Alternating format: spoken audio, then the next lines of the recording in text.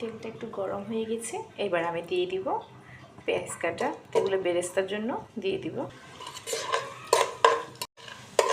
এখানে বেরেস্তা হয়ে গেছে, এগুলো আমি এখন নামিয়ে নিব। দিয়ে দেব রসুন,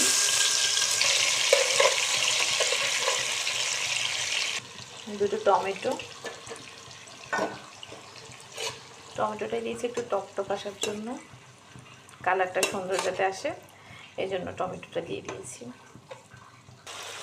টমেটোটা গলে আসছে, এবার আমি মশলাগুলো একে একে দিয়ে দিব।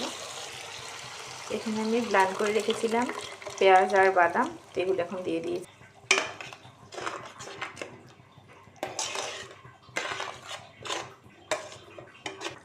একটু জিরে গুঁড়ো দিয়ে দিব।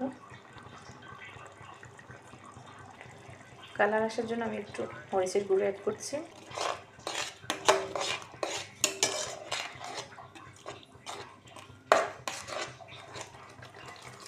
পরিমাণ মতো পানি দিয়ে দিচ্ছি।